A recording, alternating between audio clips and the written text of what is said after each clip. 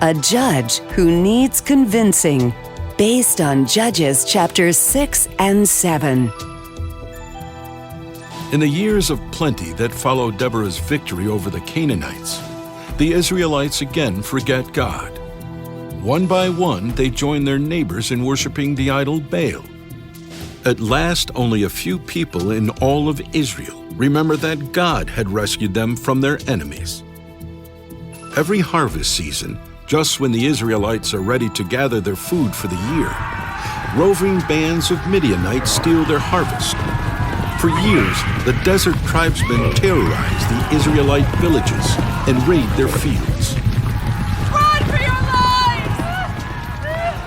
If they find where I hid my grain, we'll starve! But when the raid is over, It's gone. Our grain is gone. for 7 long years, the Israelites suffer at the hands of the desert tribesmen. They hide out in caves and thresh their grain in secret places, but the raiders always return. Then, even more frightening news comes. The Midianites are coming again, and they're bringing great armies from the east. Like grasshoppers, the enemy swarms over the Israelite fields, stealing grain, cattle, and sheep. One day, a young Israelite is secretly threshing his grain when a stranger appears before him. Who are you? What do you want? You are a mighty warrior, Gideon. God has chosen you to save his people. Me? My family is the weakest of the whole tribe, and I'm the weakest one in my family.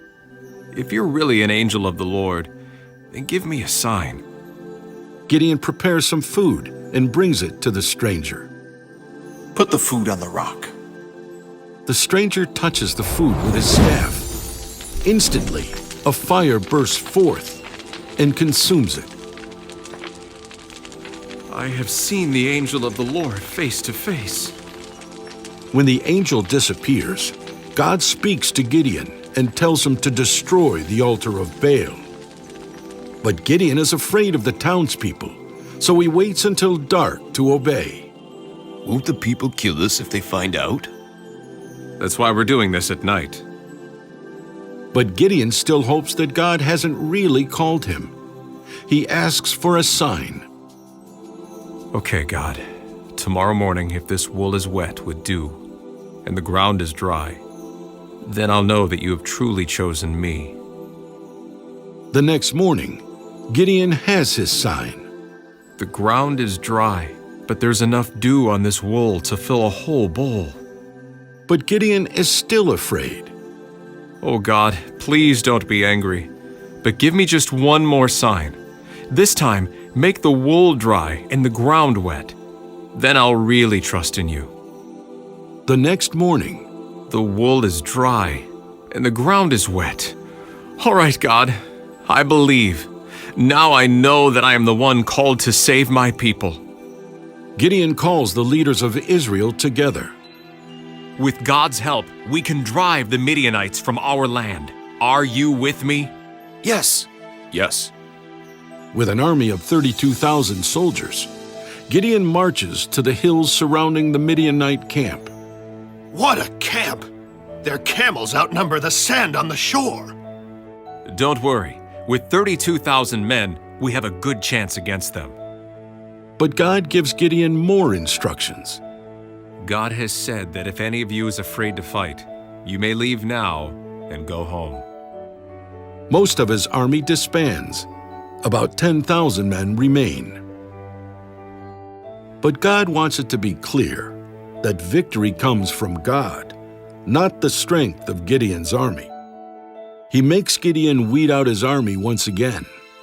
When the men stop to drink from a brook, anyone who kneels down to drink is sent home. How can I win a battle with so few soldiers? Only 300 men are left out of Gideon's original army of 32,000. Now the Israelites know beyond all doubt that only with God's help can they defeat the enemy. Hide your torches in these pitchers. Spread out on 3 sides of the camp. Wait until nightfall. Then listen for my signal on the trumpet. We're ready. At Gideon's signal, the men blow their trumpets, smash their pitchers, wave their torches, and give the battle cry. A sword for the Lord and for Gideon! Though they are only 300, the Israelites' torches, horns, and shouting throw the Midianites into a panic.